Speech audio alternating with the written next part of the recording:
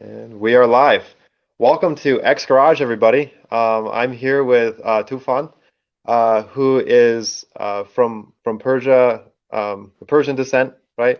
From Iran, and it's going to be really interesting to talk to him about Baha'i, which is his professing faith, and to come to a better understanding of what we may have misrepresented concerning his worldview, and just dive into this more deeply. So make sure to like, comment, subscribe.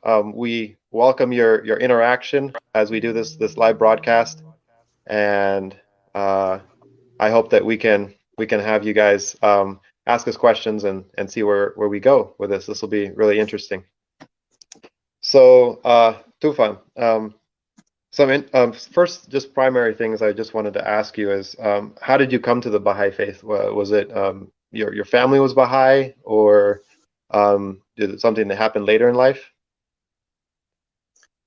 Um, yeah, well, my family, I was born in a family where my mom was a Muslim, and my father was Baha'i. Oh, And okay.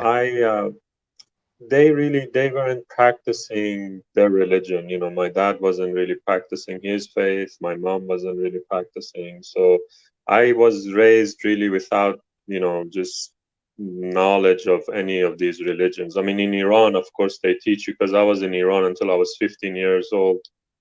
They teach you about Islam in school. So I knew a little bit. But I mean, after I came here, I just didn't really learn anything about Islam. So I didn't really care for religion. But Hmm. around 2001, I started to read some Baha'i books, and I realized like I mean, basically the words had an effect on my mind and my spirit in a way. So like basically, I experienced like a kind of like uh, like a different kind of just experienced uh, things about what I was reading that I had never experienced before. Like, just thinking about the nature of this world, the nature of myself. What's the purpose of as far as living in this life? So all those writings, Baha'i writings, just helped me kind of awaken me to like what's the purpose of life and things like that. So and then eventually I just kept learning and reading, and eventually I just became active in the Baha'i community. So yeah. All right. Very cool. What? Sorry, I guess you already said like what attracted you. Was there anything else that like mainly attracted you to the religion, as far as like how it was in different ways? Yeah. Well, all of its teachings are very attractive because it has a worldview that considers all human beings are as as creations of God. There's one God, as you know, in the Baha'i faith. And then, as far as understanding all religions, it's just Baha'i faith says like all religions are just they are not all. When I say all religions, I mean all major religions, all major world religions. They were kind of like they started because God wanted to guide humanity. So he Mm. didn't want humanity to be left without guidance. So at different parts of the world, God gave religions through the founders of those religions, like basically, which means like his will, like his will are in the texts, are in those teachings of those religions. So same with Christianity, everything that Jesus said, for example, was the will of God. So whatever Mm. what God wanted for humanity, he spoke through Jesus. So, or like Jesus basically said everything that God wanted to say. So anyway, but yeah, those teachings just kind of like gave me assurance that there is no confusion in the world. There is no contradiction in the world. God doesn't want to create contradiction in this world. He just wants to guide all of his creatures to live a good life, and also promise of the next future, living. It's not just about this life. It's because it's like a temper. I mean, it's important, but it's still not the only life we have. I mean, all these spiritual teachings, but also practical teachings of the Baha'i faith. There are many practical teachings that you can use, that are not spiritual in a way, but helps you just understand how to live a good life in the material sense. Like how to use material things in this life in its proper way. Sorry, I don't know if I'm talking a lot or but answering you. No, no, that's great. Those are all things, and we'll a lot of those things we'll touch on later as well. Um, uh, yeah, talking about how Jesus came to. I know that in the Baha'i faith they say that at that time he was sort of I maybe I'm correct me if I'm wrong. He was speaking to that time. He's sort of addressing the problems of the people at that time, and then as later prophets say the Baha'u'llah. Am I saying that right? Baha'u'llah. Exactly. Yeah, would later come along and um, address other problems that humans may be facing at that time, which is very interesting because it's very progressive, which we'll have to talk about that as well. And then you also talk about the contradictions between trying to bring unity between the religions, and I see a lot of contradictions. So we'll have to discuss that as well. Um, I think it'd be good to go ahead and go through all these different things that we went over in the video that we made, and so we can get your take on it. I watched the videos this morning as well, just to get freshened up on them, so I can sort of address on the same level as you as well. So first off, we talked about revelation, and under revelation, this would be how God reveals Himself to us, and so how does God reveal Himself to the Baha'i? Of course we talked about some of the main books written by Baha'u'llah and then Baha'u'llah's successor, and of course there's also what is the seat of justice? What is the standing body of Baha'i now?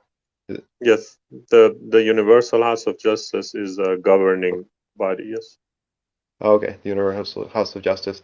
Um, and so, do they continue to produce revelation through the House of Justice, And or yeah, go no, ahead. the House of Justice is mainly does um, administer certain, basically guides the Baha'i community in administering its teachings, specifically teachings that deal with like not spiritual in a way, but like social teachings. For example, like today, what do the Baha'is believe as far as homosexuality? What do Mm, Baha'is believe? I mean, even those things are already like we have our beliefs already. I mean, it was already mentioned by Baha'u'llah. But House of Justice more like specifically, but if as the time goes by, things happen in this world, like people want answers to, like what about science, like all the things that science find. I mean, are they compatible? Or mm, what should we do as far as, so the House of Justice, the Universal House of Justice, doesn't add anything, and when we say that the Universal House of Justice is infallible, it doesn't mean that whatever they say, it's like is equal to words of Baha'u'llah, or we consider words of Baha'u'llah as words of God. Whereas mm, Universal House of Justice, their messages, what they address to the Baha'is, we consider infallible, which means like the guidance they give is in accordance with like Baha'u'llah's teachings. It's not it's not interpretation. It's just um, yeah, it's not interpretation, because interpretation, it's up to us. We can interpret the Baha'i writings. Baha'is are free to interpret for their own selves, but they cannot impose their interpretations on another Baha'i or on the community. It's just our own personal understanding and interpretation. Uh, but our institutions, which the supreme one, I mean, the international one is the House of Justice. They also don't. They just administer the community, like they give guidance and things. And it's all based on Baha'u'llah's writings and then his successor, his son. So yeah, it's not really interpretation. Okay. So it's not Sahibin, really interpretation, but sort of interpretation, but not really. Would you say that, or uh, because it sounds like it's interpretation, for but yeah, yeah. for example, let's say on the topic of homosexuality, for Baha'u'llah already has forbidden homosexual acts. Hmm. So people nowadays like say, well, science has proven this and this. So what's the take on the Baha'i faith on homosexuality? I mean, can they marry this? So the Universal House of Justice, for example, first says that, well, Baha'u'llah already has forbidden. He has Hmm. he's homosexual acts, so that's already clear. Now, as far as how to treat homosexual people in the community, the House of Justice then explains, okay, they're welcome in the community, but if they decide to live in the Baha'i, like be a member of the Baha'i faith, they need to kind of like understand that they cannot identify as homosexuals, because again, homosexuality is not accepted in the Baha'i faith. Or Hmm. things like about science, certain things are not, of course, mentioned by Baha'u'llah, like, let's say what cloning, or I don't know, like all these are new Hmm. things that Yeah. come, yeah. Genetic So engineering. Yeah. Yeah. yeah, so these new things, or even if it's a social thing, like about yeah, all these things that are not specifically mentioned, the House of Justice makes the decisions, but those decisions are not just like whatever they want. It's really based on what Baha'u'llah has revealed. So I think even in Christianity, I mean, I don't know, Hmm. unfortunately, but I know a little bit. But I think in Christianity, like for example, there might be some certain topics that um, it needs clarification. So even though Hmm. it's not specifically mentioned in the Bible, it needs to somehow like align with what Jesus meant. It can't just, Hmm. I mean, that's what I think. I mean, it can't just be something contradictory to the spirit of Christianity. Hmm. Yeah. So you more along the lines of implicit or explicit um, sort of interpretation for different. If Yes. you understand what that means, yeah. Yeah. So. Yeah, no, and it's interesting. Like, I didn't know that the Baha'i faith rejected homosexuality because some of the things I watched, it sounded like they were very accepting um, towards that sexual orientation. So that's really good to know. That might have been something that we may have addressed wrong in our video. Yeah. Uh, yeah. Yeah. So yeah, There go were ahead. yes, because the Baha'i faith does come across sometimes as very open to all ideas, but that's not really the case, because Baha'i faith has really like principles that are some of them are very strict, as far as like I mean, what I mean by strict is not like very like, dry and everything. It just means that it's not,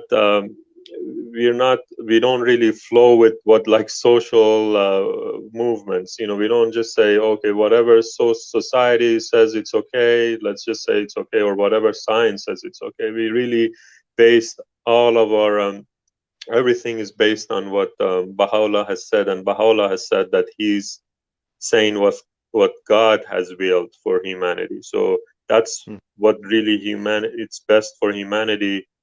So yeah, it's not really, it doesn't have a liberal out view like towards things. But yeah, we can get into specific things whenever you mention them. Yeah, no, for sure. Uh, yeah, I think that's pretty good for a relation.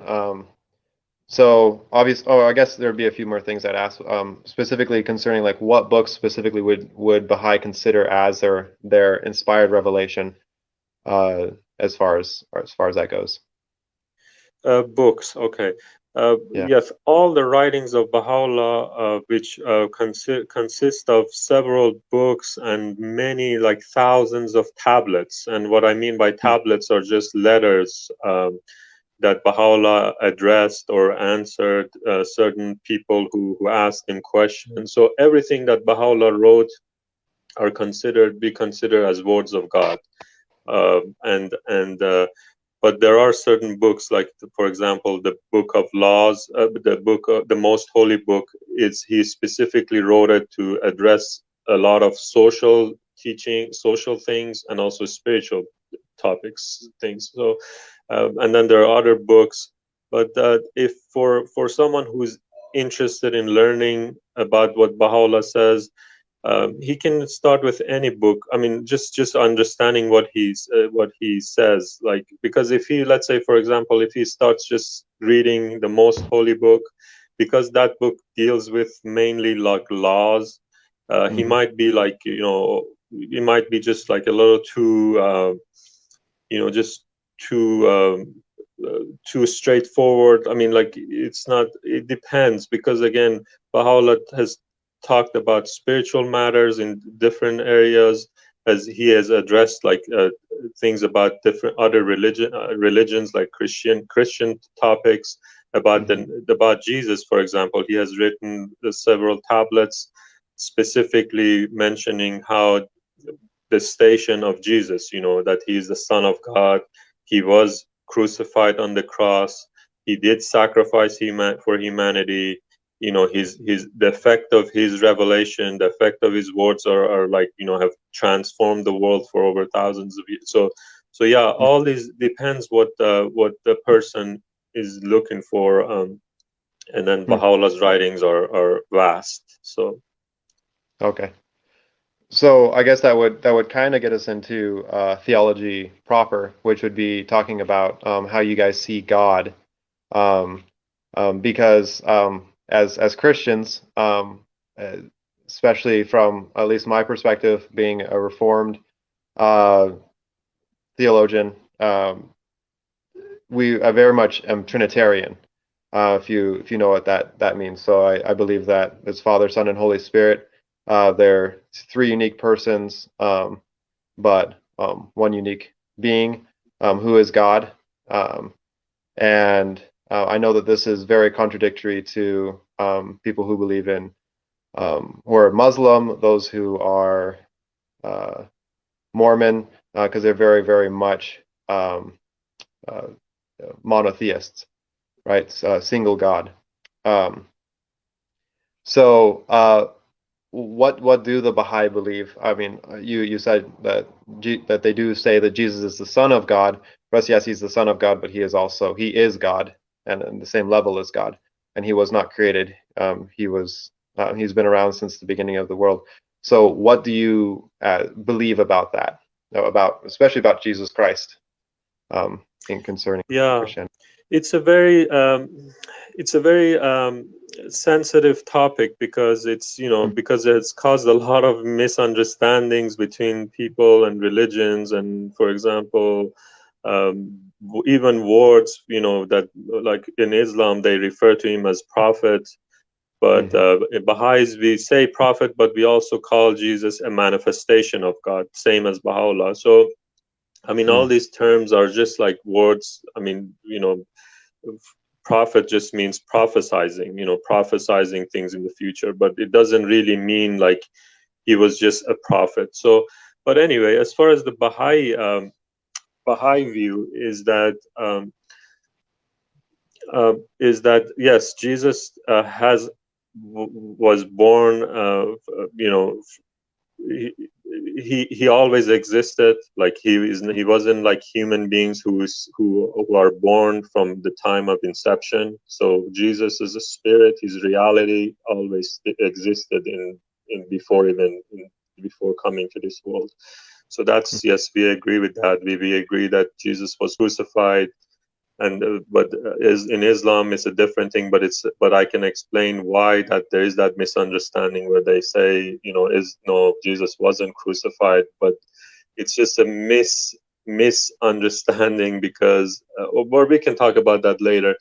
But because I just don't want to brush these things and just say, oh, it was misunderstanding. It's just not that simple. But it's also, but as far as again about Jesus's nature and God's nature, we Baha'i faith or Baha'u'llah has taught that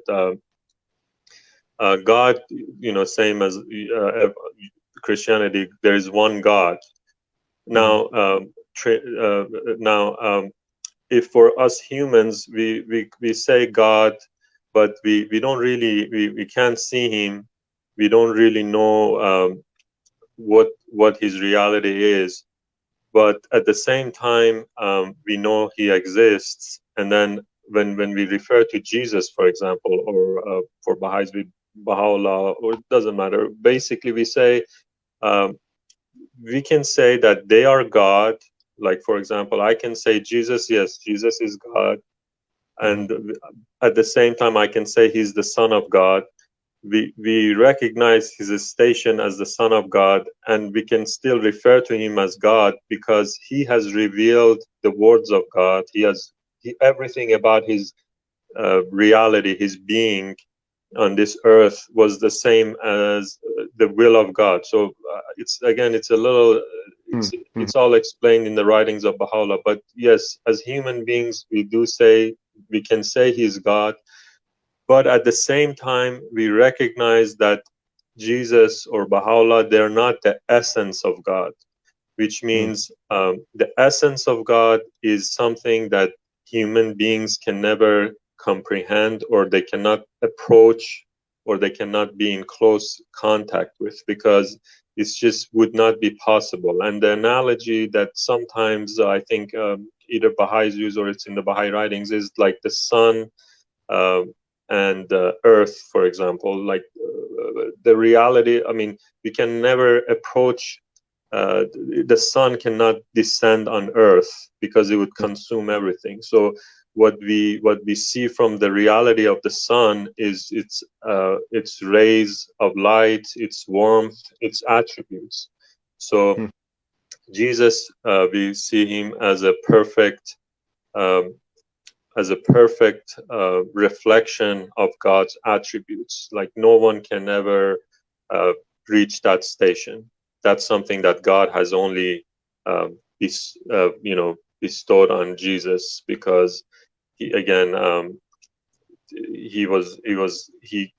yeah. So again, but as human beings, we can, of course, we can refer to Jesus as God, because he everything, all his words are words of God. Every movement, for example, everything during the time he was on earth, he was like represented. He was, everything.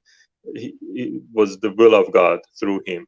So, but of course, there's understandings in Christianity as far as the sayings of Christ, where he says things like, so so the Baha'i faith has a different understanding, or has given it, or Baha'u'llah has explained what Jesus meant when he said, for example, that the Father is in me and I'm in or those verses.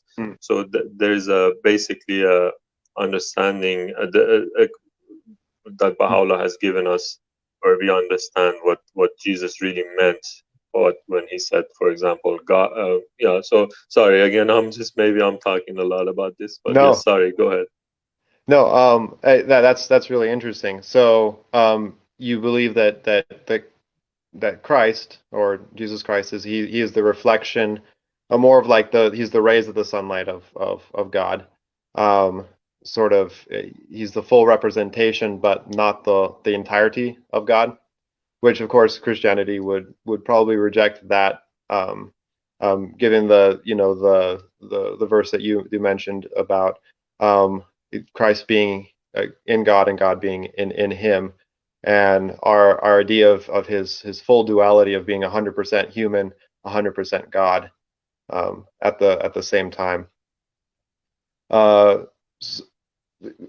this subject, I know you haven't mentioned it. What do the Baha'i believe about Christ's resurrection? Obviously, I believe in the full bodily resurrection of Christ. For that's the power to save us from our sins. If he stayed dead, then he wouldn't be God, and there would be no remission for our sins because death would not have been defeated through his work on the cross and his death. So what does the Baha'i believe about that? Yeah, also about the resurrection, it's also another interest. I mean, very. Mm-hmm. I don't want to say a deep topic, but it's a sensitive topic because it Yeah. deals with understanding the words of Jesus or whatever it's in the Bible, and we know all these things were in the Bible. There are a lot of things in the Bible that are in parables, or Mm-hmm. it's not that easy to understand, and that's how it should be. I mean, the words of God shouldn't be like words of men, where you just read and then you understand, and then you say, "Oh, I got what it means. I understood all its meanings, and it's done with." Whereas, like, the words of God have layers of meaning, and it's hard to penetrate them. And that's why God, I think, I mean, that's what we understand, that in order to understand the words of God, we have to just become, like, kind of purify our minds, kind of like have a basically basically strive, to understand what he meant. So as far as resurrection, we understand, Baha'u'llah has taught that yes, these things are true, but when we have to consider what is more important, the soul or the spirit or the body. Is in this world, when we really think about this world and our own beings and everything, is it really material things that have the much value, or is it the spirit and the mind? Is it death? I mean, when we say death, is death really a bad thing? I mean, we know it's not a bad thing. I mean, it's just, it happens, it's reality.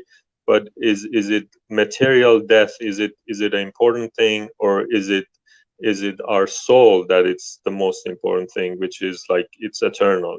Our soul lives on.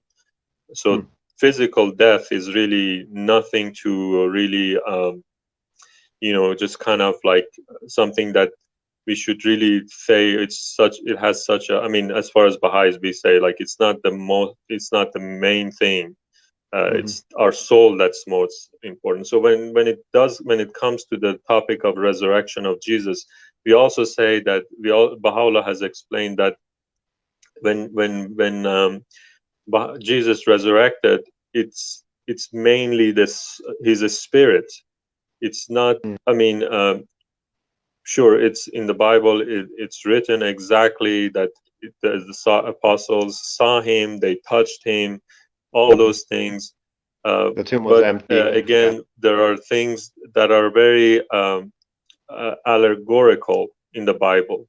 So, for example, there is a way of talking. For example, when so there are a lot of allegorical things in the Bible. So again, when we talk about the resurrection of Christ, the most important thing is his spirit.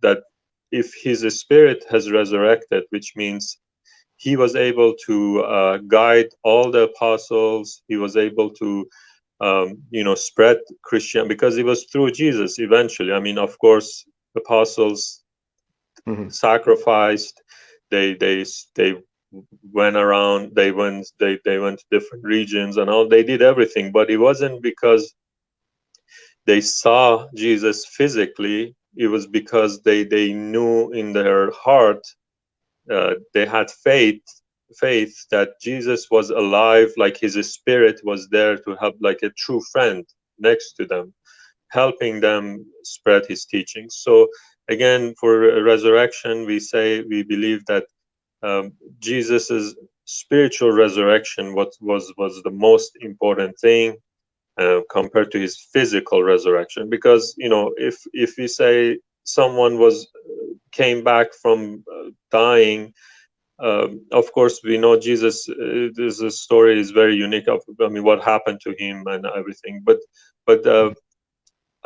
people can say things. They can create arguments nowadays and say, well, um, coming back to life and overcoming death is something that even humans can do. But again, I mean, that's what certain people can make arguments on those things. But whereas when you say someone is a spiritual reality has resurrected, it's much more, it's just something beyond human ability, Yeah, whereas and that's doctors can.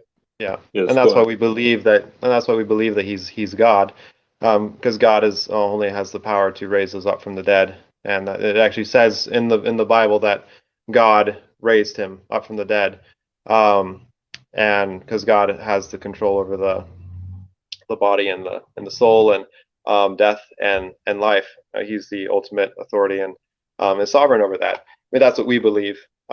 Yes. And I obviously I would very much disagree with you on that subject. And I know, like you said before, it's a touchy subject, especially for Christians, because that's and like you said earlier, it's one of those points where we can't change with the culture. The culture may say, these things about death or the ability for someone to resurrect, but as Christians, we believe that the God's power was unique through Christ, like you've also said, like the power of God through Christ was very unique. Um, which kind of gets us into the subject of um, anthropology. So anthropology is, of course, the study of human, how you see humans. Obviously, Christianity sees human in that we have a spiritual aspect to us, and we also have a physical aspect. And there's this tension between the physical, the flesh, and the spirit, as we continue to fight against the flesh until our final glorification and eventual also bodily resurrection with Christ in the end, which we'll get into that with eschatology. So how do the Baha'i see humans in a nutshell? How do we see humans, you said? Yeah. So like what is our tendencies? Is there innate human nature? This kind of gets us into hamartiology as well, which is the study of sin. Like I are we I'm a professing Calvinist, so I believe that we're fully depraved, which means that there's nothing that we can do that is ultimately good enough to save us, um, and that it's only through the work of Christ in our lives and God's choosing of us to follow Him that we can actually understand His words and come to a salvation in Him. And obviously, this is done through the preaching of the gospel and understanding of His words. So yeah, coming back to the question. Sorry, went off there a little bit. Um, Anthropology and hamartiology kind of go hand in hand of how do you see human beings? Are they innately good? Obviously, we know that there's an imago Dei, which is a reflection of God. In Genesis, it says we were created in the image of God, and through that image of God, we can do things that are apparently good, but underlyingly, there's no way that we can be saved through good deeds. Yeah, your thoughts on that? Yeah, it's good. It's interesting. I mean, you mentioned in the Bible where it says we are created in the image of God. So yes, that's a very. I mean, we can see how even thousands of years ago, how God has clearly explained who we are. You know, we are created in the image of God. Now, to understand this, Baha'u'llah has explained to image of God. It doesn't, again, it doesn't mean physical, because um, because physical things, again, it's not, our physical bodies are temporary. Once we die, we decay and everything. So what image of God means is like what all those attributes that God has, we also possess. So we are very we can be very loving, we can be forgiving, we can be just and fair, we can be generous. All these qualities God possesses and we possess too. So this is like how we are created in the image of God. We can reflect these qualities. Of course, again, God is beyond these qualities. I mean, of course, He has them, but His essence is not confined to these qualities. You know, it's just we can never understand the reality of God. That's another thing that's a very sense. I mean, it's a topic that's kind of needs a lot of maybe dialogue, because you know, the reality of God. Yes. So as far as, again, human beings, yes, we believe, Baha'u'llah has explained that we are created noble. You know, everything that God has created is perfect. Nature, the universe, everything is perfect according to His will. I mean, it's our understanding where we get confused. You know, it's confusing, of course, and it's all, you can say, it's all part of his God's will, again, because He wants us to question and develop our mind. You know, He doesn't want us to be like robots. He wants us to develop our mind, and of course, there are all kinds of ways. I mean, there's all kinds of ways. Why do we suffer in this world? Uh, I mean, it's a question where, like, when people lose faith in God. I mean, they believe in God, but then after certain things, they lose faith in God, because they say, well, how can these things happen? I mean, but at the end of the day, in a way, in a sense, it's like we have to say, like, you know, God created all of us out of His love. Otherwise, why would He, you know, create us in the first place? So He created us. He wants to guide all all humanity, and we are noble, you know, which means we are everything in us. We are not. Uh, we are capable of sin, of course, and we do believe in sin. Yes, and sin is basically committing things where it's against the will of God. And the will of God is in His writings. Everything Jesus has said was the will of God. So love your neighbor.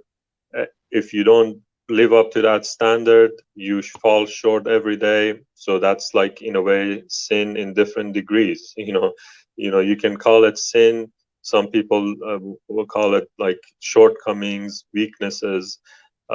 Yes, we have to grow and just become stronger as souls, as human souls, as and but yes, and I understand what you mean by Jesus's sacrifice and saving us from sin. And yes, we believe in that. I mean, Jesus, if it wasn't because of His teachings, because of His sacrifice, he didn't. Of course, He didn't. I mean, my own personal opinion, and I think the Baha'i faith. I mean, to Him, this life wasn't that, he didn't want to, like, enjoy this life. He didn't come to enjoy this life. To him, this life was the life of the kingdom, was his main thing. I mean, he wanted to save human, like, he wanted to help human beings at that time. And even, I mean, even now, of course, we know humanity to have faith in God and in his uh, and being in after death. So basically, to him, this life didn't really matter, but he still sacrificed himself, which means he left. I mean, as far as I understand, that he didn't. He wanted to give his life, so his teachings can transform hearts, hearts of the people, and that's what he did. And his words transformed hearts, and people had faith in God, in afterlife, in what's good, what's so. Yeah, we believe in all of those things. And as far as sin, we believe, yes, we're gonna sin all the time, but we can always turn to God and ask for forgiveness. I mean, what else can we ask for? I mean, we can always, I mean, unless it's like something serious, which we consciously, we do something wrong, we know it's wrong, we do it. And of course, I mean, um, that we have to like expect some kind of a consequence, because we know that it was wrong. But we always make all kinds of mistakes, and it's humanity. I mean, that's how God has created us. So I mean, that's my understanding. I mean, you look at all over the world, people make all kinds of uh, wrongs to each other, and at the end of the day, we can never have that understanding of who's doing what. We can just judge people based on what God has taught us. So what Jesus said, um, we can judge actions of people based on those standards. And then yeah, so I don't know, I just went to different parts of your Yeah, questions. no, Sorry. I know it was a complicated question. I guess it's just some things kind of springboarding off of that, and this kind of dips back into Revelation of like revealed. I mean, you do speak a lot towards the Bible. I don't. You're probably fairly familiar with it. I mean, living in the United States, it's much more of a cultural thing here, more prevalent. Though in China and the rest of the world, it's quite prevalent as well. But growing up as in an Islamic country, and studying in their schools the Quran and all that. There are many contradictions and things that would be considered sinful in Christianity according to the scriptures, that Muhammad speaks to, that things that should be done. Um, uh, I'm not going to go into any specifics, but there are quite a few. How do you justify this? I know this is probably a question for later because this kind of goes into the contradictions, but how do you justify that? I mean, obviously Christ is easy. I mean, but there are things that he was very judgmental and very harsh towards, especially the leaders, the spiritual leaders of his time. But how do you justify those things that were prescribed by Islam that Christianity would say, no, that's something that we do not subscribe to at all?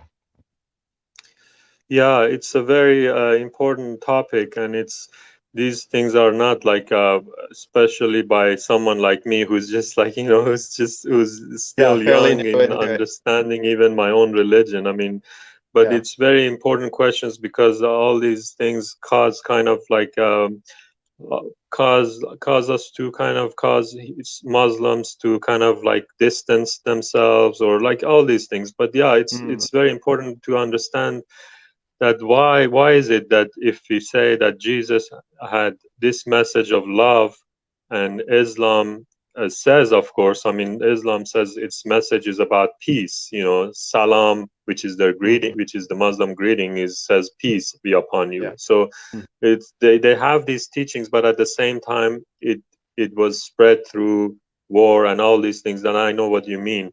It's mhm, just we what Baha'u'llah has explained is mhm. that we have to put things into perspective, and go back in time, if we are to understand the reality of I mean, if we are to The understand the reality words of the of time. Muhammad, for Yeah. example. Yeah, so it's the Mm, same thing where we say, yes, religions contradict each other when you look at them from outwardly. I mean, when you mhm, look at like all these different teachings or doctrines, or mhm, but when we really look at the core of the message, or when we go back in time and see what were the conditions, why did Muhammad, for example, had these this such a strong approach to his enemies. You know, where these enemies like really brutal people, and we know it's true because they used to bury their their girls, you know, because they didn't really care for girls. They used to bury them alive. This was before Muhammad coming. So Yeah. that's how a kind of barbaric thinking, or like, you know, just low level thinking people at that time had. So they were very violent. But whereas Jesus appeared at a time where the Jewish faith had already been established, the Hmm. Moses's commandments had already ingrained in people's hearts, minds. They knew how to, you know, behave in certain ways. So, but still, of course, we know that they still didn't really. They opposed Jesus. You know, the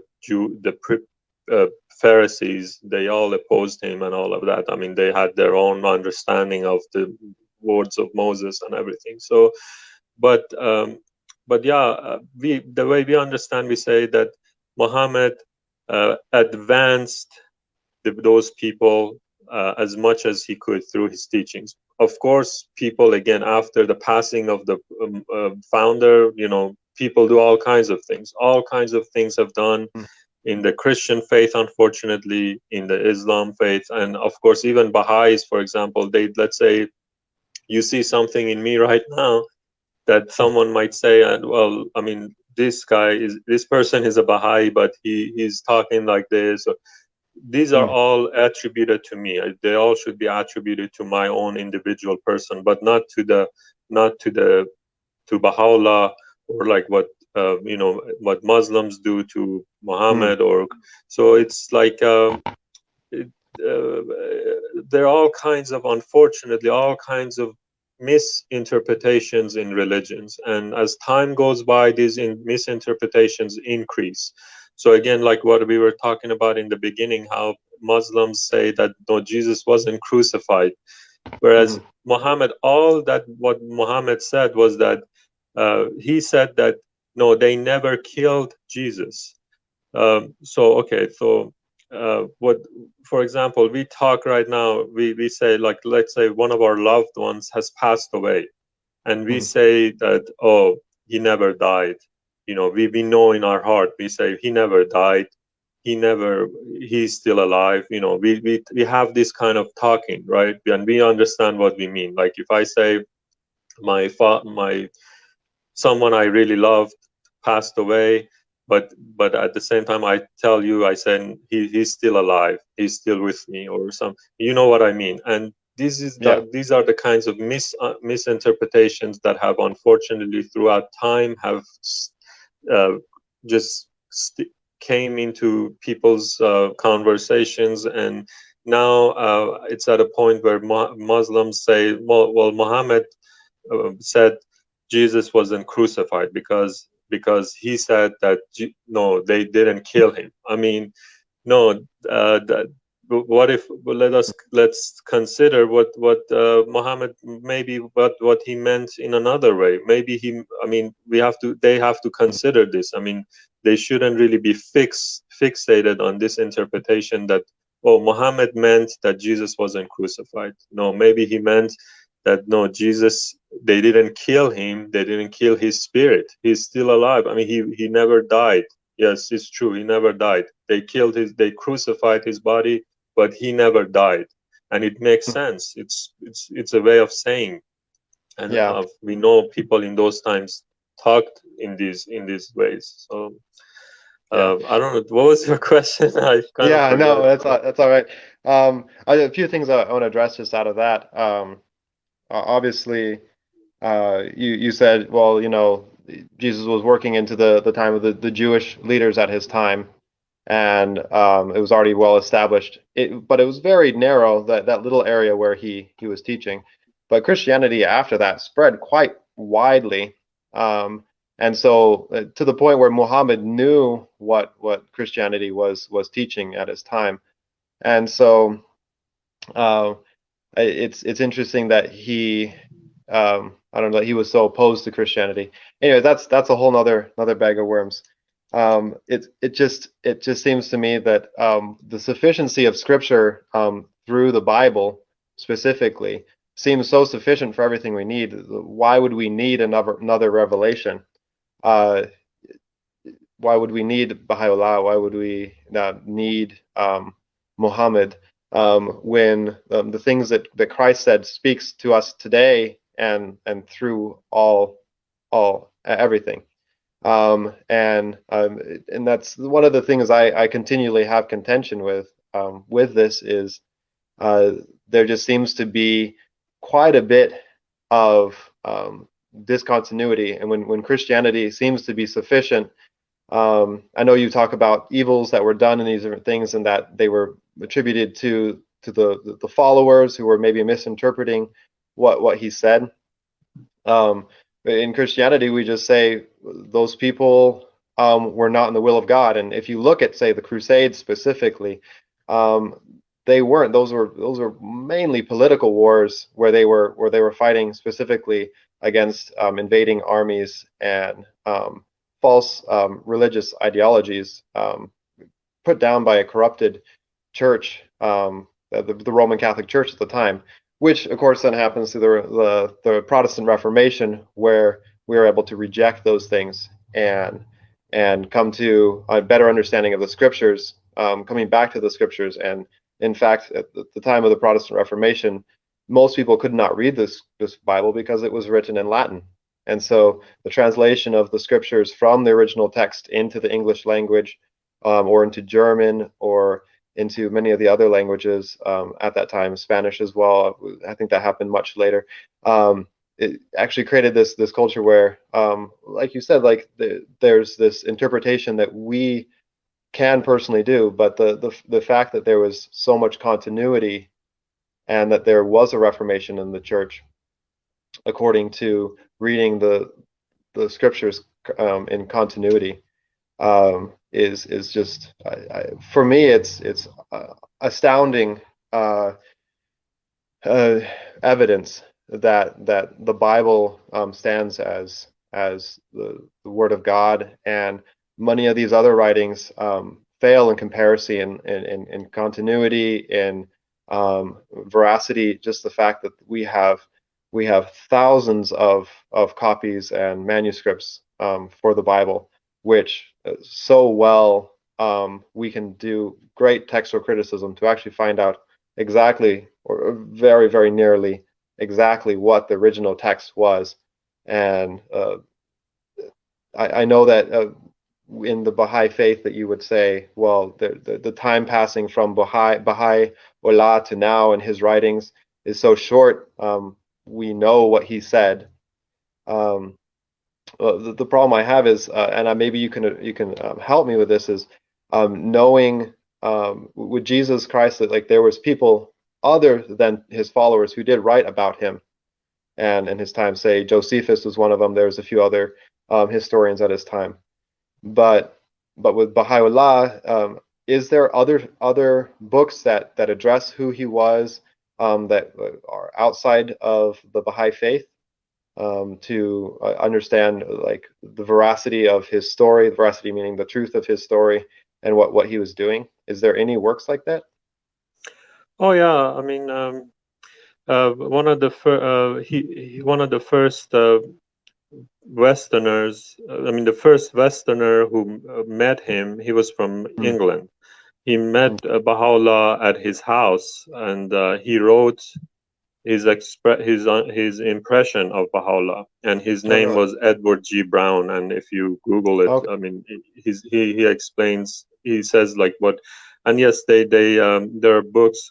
So yeah, he says things, and then there are other. I mean, of course, the whole Muslim world, in a sense. I mean, both Shia and Sunnis, they all rose against Baha'u'llah because Mm, they didn't like what he had to say. Like they didn't want him to like kind of get any kind of footing, or yeah, they didn't want to let go mm, of their own ambition, I mean powers and everything. So yeah, they exiled Baha'u'llah, they imprisoned him, they deprived him of all kinds of things. I mean, he was from a noble family. Baha'u'llah had like, his father was like, he served in the king's in the king for the king. So Baha'u'llah had all kinds of things which he just let go, because to him, um, he had a mission, in a sense, same as like when we say like other religious founders. I mean, so again, but yeah, because like you said, it's recent. There are a lot of things from people who are not his followers. They had written about him. Um, uh, During his time, and of course later, but that doesn't really, because I think you were asking specifically people who met him or who wrote about him during his lifetime. So yes, Edward G. Brown is one, and I can't think of anyone, but yeah, anyone else. But I think there are other people, maybe. well. But Westerner, yes, that's the only one I think I know of. Okay. Yes, but Okay. his son Abdul Baha, his Baha'u'llah's son Abdul Baha, he came to U.S. He traveled he was here in U.S. for 9 months, and he Okay. gave many talks. And you can read his talks, are in a book called the promulgate, sorry, Yeah. No, you're good. promulgation of universal peace. I Okay. can send the link later, but his talks are given to general U.S. Americans, and you can see Baha'u'llah's teachings explained in an infinitely better way than the way I'm explaining it, No, because totally fine. he completely understood like his father's teachings, and he was like an example for us as far as the way he lived his life. So yeah, he was like a role model for us. But yeah, many people wrote many expressions of Abdul Baha. How Yeah, he conducted himself, how he spoke. So we can also judge things based on just listening. I mean, reading about Abdul Baha also. as well. All right. So we're coming up on about an hour. So I know I've taken a lot of your time. I don't No, that's fine. know. Yeah, no, it's been a good conversation just to hear Thank what you're talking about. So one of the last things I kind of want to just go over just slightly is soteriology, which is the study of salvation. We didn't really get to eschatology, but we talked about a little bit about eschatology, like what happens after death. It'd be cool to hear more about that, but you seem to say that there's a spiritual sort of passing into do you believe in heaven, right? you. Yes, Yeah. we will go Yeah. ahead. Sorry. Yeah. Yeah, no, because I know that one of the things I read was that the temples need to reflect um, the idea of heaven, because I know the Baha'i temples are very beautiful and very, Mm. very gorgeous places. Yeah, Baha'i temples. Yeah, there. I have. Yeah, maybe someone has said, yeah, in our Baha'i writings, specifically, I haven't read anywhere where it says the temples need to reflect heaven, because to us, heaven again is not a physical thing.